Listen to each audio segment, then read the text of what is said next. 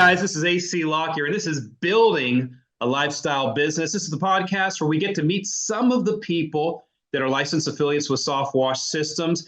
And this week here, we're going to be talking to Jesus Gonzalez. He's got Xtreme SoftWash. It's down in basically the Miami, Florida area. It's got a good little business going on down there. And we just want to dig in and delve into your entrepreneurial journey and why you got into soft washing and what you're trying to accomplish and what does building a lifestyle business mean to you. So I just want to say thanks for being on the podcast today, Jesus, and welcome. Thank you for having me, AC. Yeah. So tell me just a little bit about you, of course, your wife, your business, but really your family. What is the personal information on Jesus? And, not the business junk. We're going to get into the business junk. Tell us about you and your family. I've been with my wife now for 7 years. Mm-hmm. And we actually started the business 5 years ago. Yep. And so you have some kids, right? Yep, we got five kids. 5 kids, yeah. And so, you're in that period now that you have a family, and your kids are getting older. They're teenage years, and I think you kind of. I've got three teenagers and 2 adults. Yeah. And so you got a kind of a pre-made family going too when you marry Jenny, correct? Yep, correct. Yeah. And so that takes up a lot of your time, having kids. And so being an entrepreneur and having a family is, a bit of a time crunch. Tell us a little bit about how you juggle all this stuff. I don't even know how I do it. I just managed to do it. I don't even know how I do it. Well, I know you're pretty good, man. And it's kind of, raw energy and determination sometimes. And you just kind of push your way through it. Basically. Yeah. And and it can be stressful sometimes. I know, you've had some tests run and you've had a little bit of health issues and you're starting to figure out you're not Superman. You're not the Man of Steel anymore. And so you're trying to balance all this stuff. I used to be Superman, not no more. Not no more. Yeah. So that changes things sometimes and it makes you start thinking about it. Yeah. So what are some of the changes you're trying to make with your health? Because like I'm diabetic. I got diagnosed about 20 years ago now and coming up on 20 years. And it's, some big life changes. Tell us about some of the life changes you're having to make. I've cut out the caffeine. Yeah. I'm still trying to quit my smoking. Still have not succeeded on that side. Yeah. And are you at least cutting back some on the smoking? I've cut back a little bit. Just not enough where I want to be. Not where I want to be yet, but. Yeah. No use building a lifestyle business if you're not going to be around. Exactly. So you gotta make sure that you take care of yourself, and you got Jenny, you got the kids, you got a family, you've got relatives, you got your team members that are counting on you. So and making sure that your health is taken care of is real important. Yes, it is. Yeah. So here you are. You've of course started this cleaning business. You've got Xtreme SoftWash down there in Miami. And the area of Miami you're covering Miami's a really big city. So tell us a little bit about what area of Miami that you cover. I'm basically covering all of Miami. Mm-hmm. But I know you're primarily kind of down in that southeast corner. I'm primarily I'm in the southwest section of Miami, towards like Palmetto Bay, Pinecrest area, Coral Gables, but we venture out into the other parts of Miami as well. Yeah, because a lot of people, when they think about Miami, they think about Homestead almost all the way up to Fort Lauderdale, and they don't realize it's it starts about Homestead and it's concrete almost until you hit West Palm Beach, and that whole Southeast Florida area is just massive down there, and there's just so much down there. Yeah. Now, what a lot of people don't know about you is I'm sure they could tell that you're of Hispanic heritage, but you are Cuban descent, and even Jenny's of Cuban descent. So tell us a little bit about, because Cubans are different from Puerto Ricans, are different from Mexicans. Their culture's different. just a lot of the things, some of the food is different and everything else. It's kind of cool when you get somebody of a different ethnicity, on a podcast like this, because, I'm just a white bread white boy. I've got some Indian in me, not Indian like, hello, my name is Mr. Patel. No, not that kind of Indian. I'm Comanche Indian in me. So I've got a little bit of ethnicity in me, but I'm not in touch with, I don't go to like Indian functions or have any Indian relatives. Not in touch with my heritage. And I really think it's kind of cool when you got somebody that's still pretty in touch with their heritage, and even in Miami lives in a little bit of a macro community of still people that come from Cuba. Tell us a little bit about what it means being Cuban, and really the entrepreneurial spirit that's in Cubans, which I think is pretty cool. What to say about that? Don't know what to say there. I was born here, I was born here, I'm technically American, but Mm-hmm. Cuban background. And then Jenny was born in Cuba, and she came as a little girl. Mm-hmm. So you're first generation, and she's Yep. of Cuban birth in the States here. And so, it's kind of cool. Sometimes I notice that with different immigrant groups, that the first generation still has that kind of incredible work ethic. Their family came to the country either because they want a better life or political persecution or whatever that they want to come to the States for. And so they've got a really good work ethic. Then they come to the States. Usually the first generation still has that strong work ethic, which I've watched you just you're a force of nature on stuff, and you work very, very hard, and you've got a great work ethic. But then it seems to second generation and third generation kind of dwindle away. Why do you think They that might drop down. They drop down. I don't know why that is, but it does. As you go in generations, it dwindles down for some reason. Yeah, and it might be because we make it too good on our kids. Do you think that might be something to do with it? That could be possible. Yeah. And life becomes easy for them. Now, when everything's handed to you, then it's Yeah. be or easy for you not to have to do the things to achieve, your goals. So your parents came over from Cuba and started a life here in the States, and probably didn't have a lot. I mean, you don't come from a No, wealthy family. And not at all. so tell me about growing up Cuban, and that probably didn't have a lot. You're trying to earn, you're trying to make your American dream happen, and your parents are doing that, and you're seeing that. How did that influence the way that you think? Basically, the way I've always felt as a kid is, I need to do something to better, better myself and make enough money to have a nice lifestyle in the end game, and have a nice retirement when I Mm-hmm. retire. Mm-hmm. And I struggle like my parents struggled throughout the years. Right. And so when you talk about your parents struggled and you've struggled throughout the years, uh, what do you think the struggle does to you? How does it shape you? It makes you want more, Mm-hmm. makes you want to grow more and get more out of life. Where when things are handed to you, you Yeah. know, you achieve those goals. You don't have any expectations of getting anywhere. Maybe don't appreciate it as much either. Yep, Yeah. better said that way. Yes. Yeah. And so, yeah. So, I'm from Miami. I grew up in Biscayne Gardens, which is a little bit north of you there, and a little northeast of you there, a little closer to the coast. And of course, I had a lot of friends that were Cuban, a lot of friends that were not so many Puerto Ricans, more Haitians, of course, Anglos.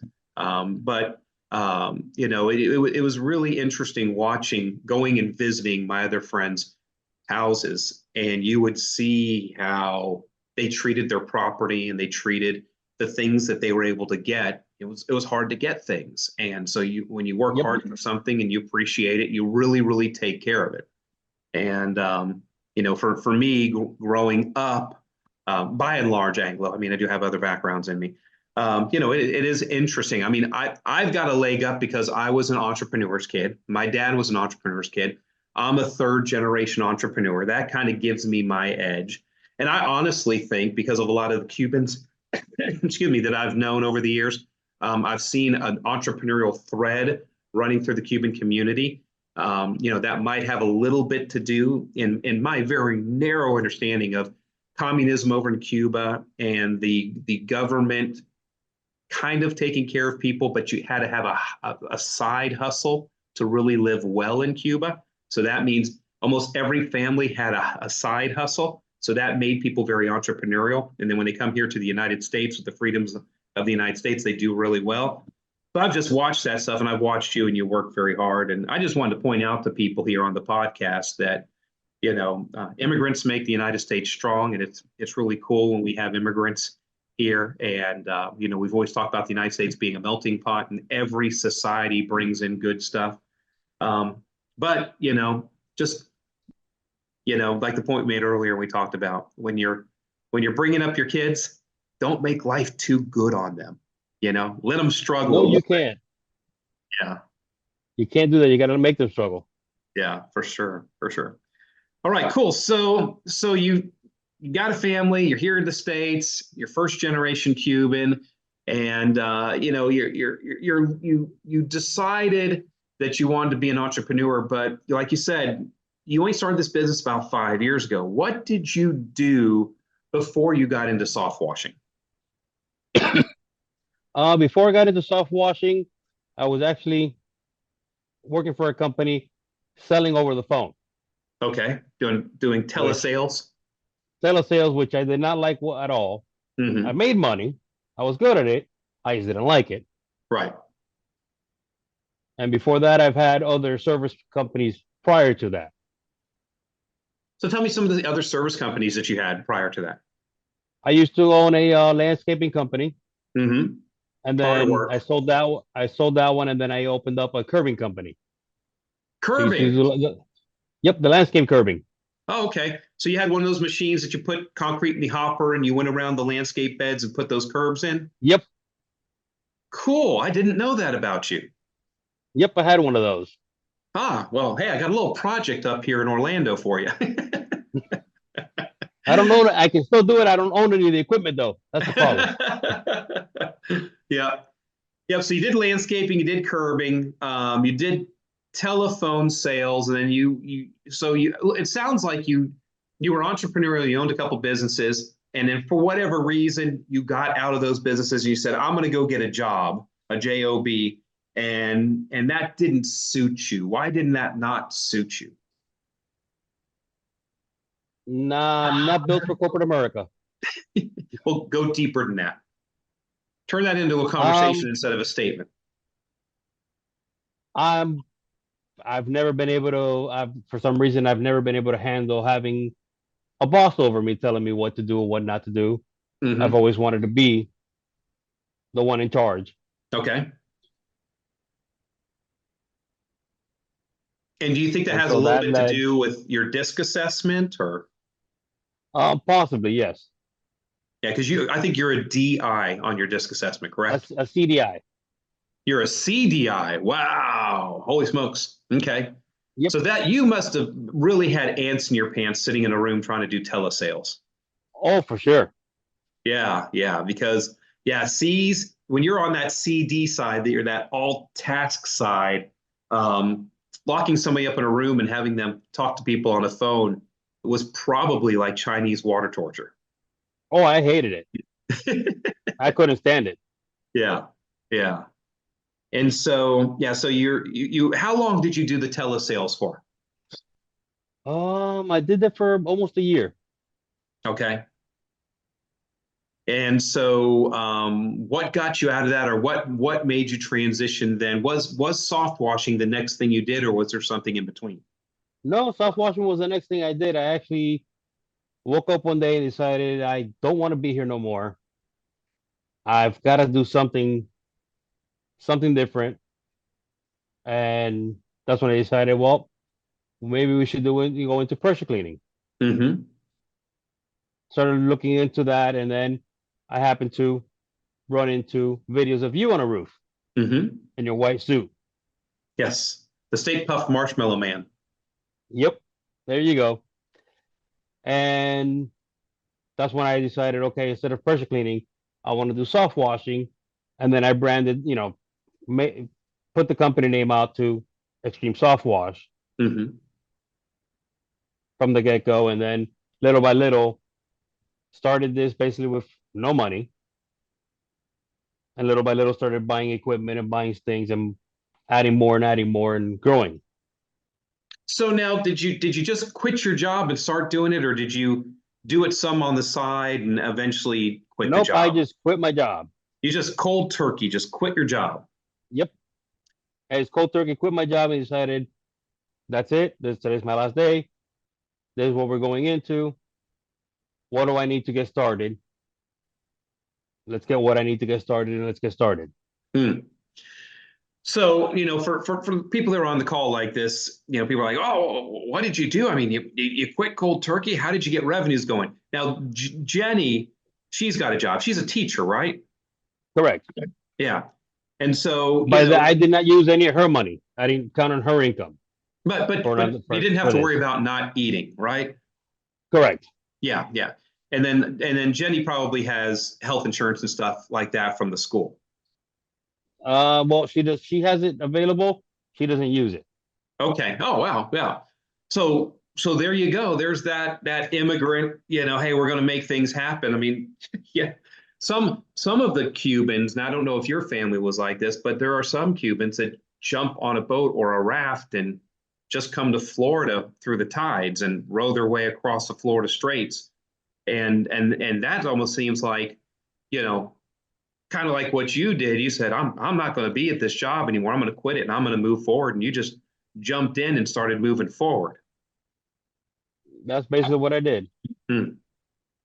So that's cool. That's cool. So was it scary at first? And how did it go? Um, I started setting it up before I left, before I quit my job. Hmm. I put ads out and whatnot before 30 days before. Like I started planning it, put ads out, started getting jobs, booking jobs before I even had any a truck or equipment to even start. Right. So So this is you're my start you're date. This is pre-selling even before you had equipment. Yep. And so you mentioned on your telemarketing job that you were good at it. So you were good at sales. So you had a certain level of confidence that if you could at least get the phone ring and get in front of people, you could sell them a cleaning job. Correct? Yep, exactly. Yeah. Even when So I had my lawn care and my landscaping company, I had the same thing. I yeah. could always sell them. So how did that go? How many leads did you get at first? How quickly did it take to kind of get momentum? Tell us about those first several months. Um, if I tell you, I didn't really keep a track of the actual numbers Right. because I No. wasn't following numbers back then. Sure. But I was busy enough to be able to quit my, not have to worry about depending on a job, even though my first month of business is when I had my accident Hmm. and I had to be basically on bed rest for about 3 months. Hmm. And I was still just doing the sales over the phone. And then I had two guys running the truck. Okay, so another little, as we're peeling back the layers here of the onion, you mentioned your accident. So you started a business, and within a short period of time, you had an accident. What happened? I was actually cleaning a roof and I was walking back to the ladder, missed a spot, and I turned around to spray it and I slipped. Ah, Instead of letting myself fall, I jumped, and that's when I shattered my ankle. and so you've just started this business, and now you're on, 2 to 3 months of bed rest, keeping weight off that ankle so that ankle can heal up. And so Yep. that was a setback then. Yes, it was. But I Yeah, was actually Jenny actually wanted me to close the business when that happened. really. I actually told her I'm not doing that. I kept Hmm. on doing the sales again over the phone. And I wasn't doing any estimates in person. Everything was over the phone basically. And I had two guys in the truck going out and doing the jobs. Wow. So that's that tenacity. Most people can't, they want to be an owner operator and they stay on the truck and it's very hard for them to get off the truck. And, you are thrusted into that. And have you ever heard the saying, especially in the theater world, they'll say, hey, go break a leg. Yep. You ever heard that saying? Yes, I have. Yep. And so, yeah, and people say it like success to you. Hey, go break a leg. But where the origins of where that comes from is like your accident is that when you break your leg, you can't rely 100% on yourself anymore. You have to rely on the cast to help carry you.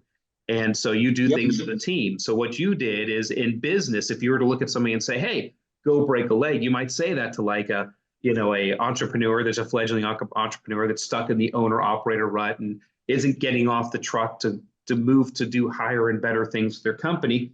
A blessing on them, it might be to say to somebody, hey, go break a leg. And the literal translation would be go break a leg so that you can't clean anymore, so that you'll focus on sales and put people in the truck.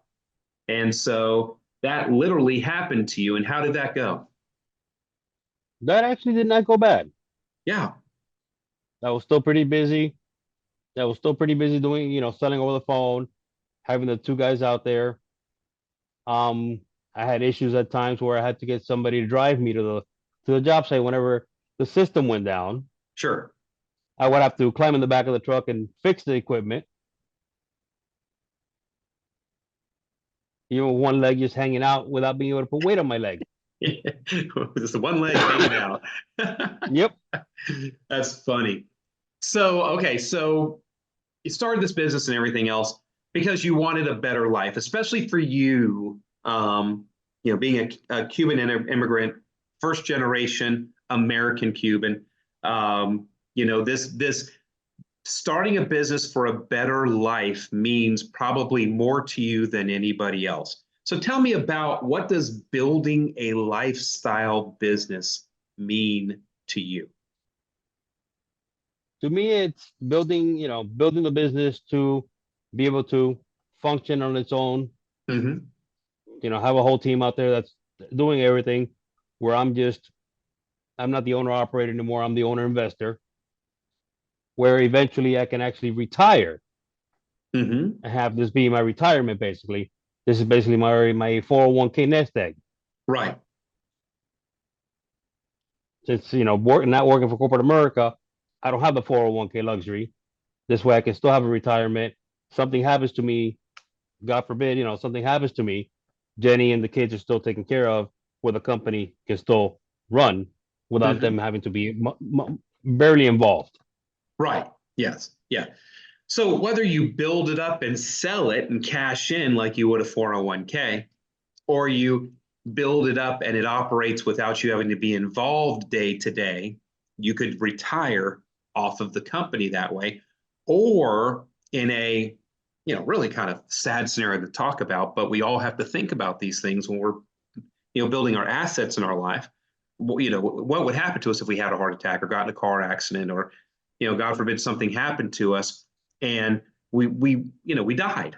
And how can we take care of our family? So you have a business that's an asset now that hopefully you can, at minimum, Jenny could sell the business.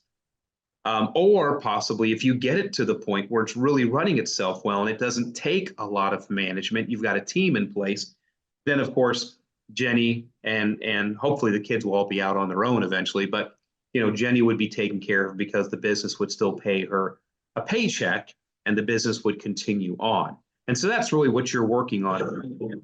Your lifestyle business for you is really building that security of knowing that you can retire one day, or if something happens to you, the business has value to it to take care of Jenny. Correct. Yeah. So that's cool. All right. So when in this entrepreneurial journey and all, when did you discover SoftWash systems? You mentioned you saw the videos. How far in were you on the business when you saw the videos, and when did you actually engage SoftWash systems? I was actually in the planning stage of what I was going to do Okay. when I ran into soft washing. Started doing research on soft washing, which is when I saw your video. Mm-hmm. And that was even before I even opened my doors. Wow. And then I found, once I opened my doors, I actually found somebody selling a used equipment here locally, a Blend 50 at that time. Right. So that's why basically what I bought it used and put it in the back of the truck, and that's what we were using at the very beginning. And so, yeah, that got you into the business easily, and you found the used piece of equipment that was a SoftWash Systems piece of equipment that Yep. allowed you to join the network and become a licensed affiliate.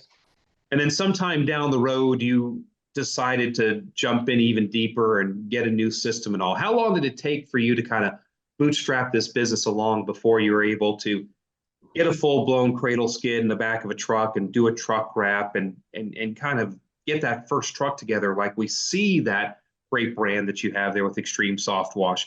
When did that really all gel together?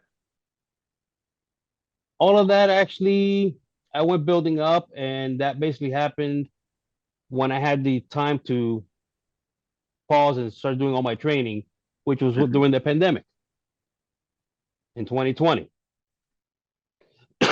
That's when I had the downtime. Everything was shut down. I'm like, okay, let me take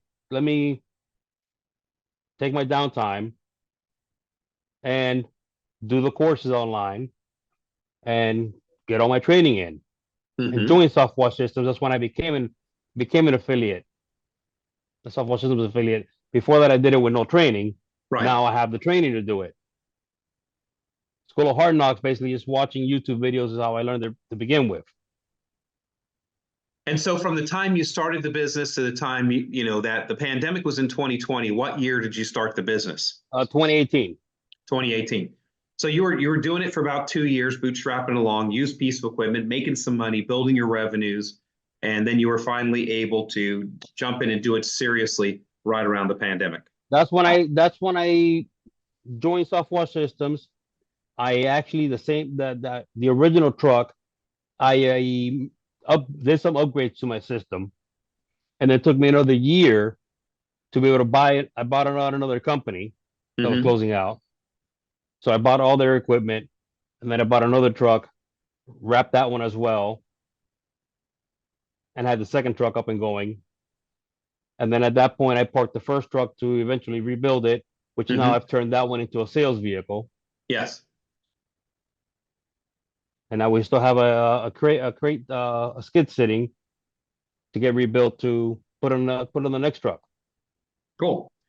So that's very, very cool. All right. So you've got a full-time truck, you got a sales vehicle, you've got an extra skid here. I know you this year were able to get your office warehouse combo. And I know that hasn't been easy. That's a big step sometimes making that. We're in a presidential election year right now, and the economy has gotten very fudgy, and you've made some big moves and got a facility, and you're trying to take all the ground that you've captured and hold that together to get past this presidential election, to get back to greener pastures again. Those are some big moves, and it's tough to do that stuff sometimes. Tell us about that. Basically just putting money away, putting money away and getting things done. And even though people are telling me don't do it yet, I've pulled the trigger and done things. Yeah. To grow and keep growing. Yeah.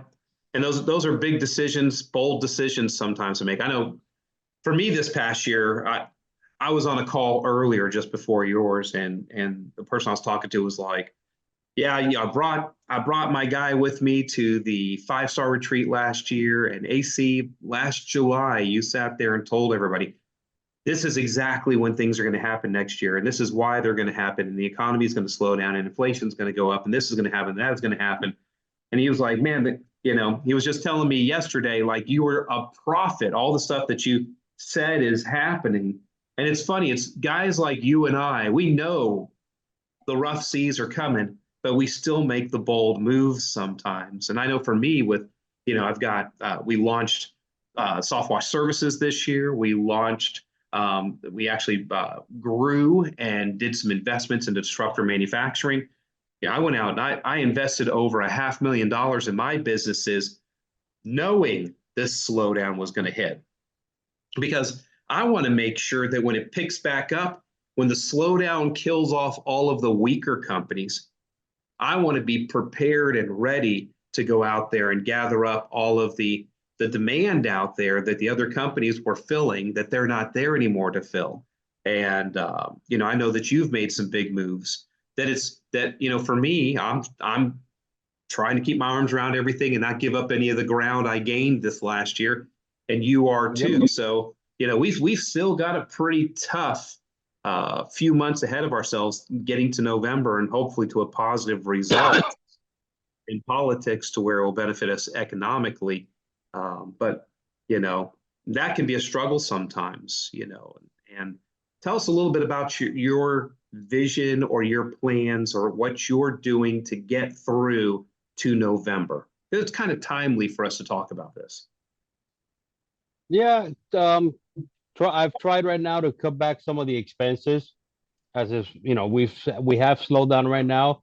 So I've cut back some of the expenses to kind of keep us afloat, Mm-hmm. to get us back on once we get back on flow again, pick everything back up again where we were, Right. and trying Yeah. to hold ground at the same time and not downsize. Right. Yeah. There's a big difference between cutting expenses and downsizing. Downsizing Trying is not to downsize. caving your business in. Cutting expenses is, well, let me, I still want to drive the bus. I don't want to buy an economy car. I still want to drive the bus. I'll just drive the bus a little slower so I can still keep my bus. Yep. Yeah. Yeah. It's tough. It's tough. And you have to have some good raw mental fortitude for that. Of course. Mm-hmm. All right, cool. So you talked about retirement and everything else. Let's talk about here as we close up, because this business is supposed to be the engine, the vehicle to help you achieve your life's goals and dreams. We're building a lifestyle business here. Tell us some of those crazy things that you want to accomplish in life, places you want to go, things that you're hoping that this business is going to give you. Places I want to go, actually want to travel, do some traveling out of the country, go on Mm-hmm. a cruise, um, and hopefully buy some land elsewhere and have somewhere to travel back and forth with. Yeah. So when Maybe you a couple say, of different locations with different branches. yeah. So when you say buy some land elsewhere, where's a cool place that you've been that you're like, man, I'd really like to stay here X number of months out of the year? Well, one of the places where I used to live at before, up in Cape Coral, Fort Myers area. Mm-hmm. Another area that I'm looking at is in Tennessee. Mm-hmm. Yeah, Tennessee is very, very nice. What areas Yep. of Tennessee do you like? It's right outside of it's like 10 minutes from Nashville. Mm-hmm. It's called I forgot the name of the town now. Franklin or No, it's not Franklin. It's Murfreesboro? Summerland. I forgot. Is it towards the mountains? Is it where it's a little more hilly and mountainous? And Yes, yeah, it's a little more openness in that area still. yeah, a little Still more being country. developed. Yeah, Yep. yeah, a little more room for sure. Yeah, I'd certainly like to do that too. My wife and I, we like to travel and you know, uh, it'd be nice to have an alternate place to go to. One day I want to be able to get a place over on Mosquito Lagoon. That doesn't sound like a very inviting place, Mosquito Lagoon, but it's a beautiful area of Florida where the fishing's really good. And I'd love to have a house right there on the water. And when I go into my major book writing phase, when retire at 60 is the plan. That's what my wife has made me promise, is to slow down and just get to a point where I'm writing books all day, fishing in the morning, fishing in the evening, writing books in the middle of the day. Is find that little place over in Mosquito Lagoon, and that would be fun to do. But that's the reason why we do the things that we do. Is if we wanted to have a job and just get a paycheck and just live in one house and not that there's anything wrong with that for a lot of people, but there's something wrong with that for us, right? Of Um, course. yeah, it just feels weird. We want to do a little more with our lives. And we don't judge other people for not doing more with their lives. It's not what we're trying to do. What we're trying to do is we're just trying to say, for us, we can start a business, we can work hard for a while, we can build something up, and then we can have a little more one day if we watch our money and we're good stewards of what we've been blessed with. And one day we can, like you said, go on a cruise, go on some vacations, travel outside of the country, have that second home. That would be really fun. Oh yeah, for sure. Yeah. Very, very cool. Well, awesome. Well, listen, Jesus, I've always loved your brand. I've got a hat and a shirt of yours, and I love the blue and the orange. Even though I'm not a Gators fan, it's not the same blue and orange as the Gators. I always get people when they see the blue and the orange, they go, "Oh man, is it Gators colors?" No, they're not Gators colors. No, they're down here, SoftWash colors. Down here, when they see the trucks or even the uniform, all they think is NASCAR. Yeah, NASCAR. It has a very racy theme to it, but you've built a great brand, you're building a great company, you've bootstrapped it along the way. You basically planned it while working a job, quit that job, started it, with very little to no money, and just built it little by little by little. And there's something very admirable to be said about that. And I think you've got a little bit of a secret weapon in that you're first generation immigrant, especially Cuban. I think it gives you a certain amount of tenacity. That's the word, that T word, that even when things suck, I can tell with you when I have conversations with you, we talk quite a bit.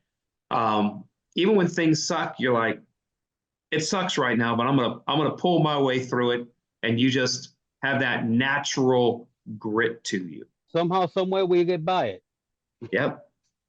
Somehow, some way, we always get by. That is for sure. Yep. That is for sure. Well, very, very cool. Well, thanks for being on the podcast. And is there anything last that you'd like to say that I didn't cover or anything? No, I think we covered pretty much everything there. Good. Awesome. Well, hey guys, this is Jesus Gonzalez, Xtreme SoftWash. He's one of our licensed affiliates of SoftWash Systems. He's down in Miami, Florida. If you got any cleaning needs done in Miami, Florida, give him a call. It's really, really easy to find him. Just go to softwashsystems.com/locations, and you can go ahead and find his place on the map there and bless him with some business. But other than that, we're just trying to bring you guys stories of other people, other contractors out there all around the world that are just trying to build a business to improve their lifestyle, to help them achieve their life's goals and dreams. And, it's really sometimes nothing more than that.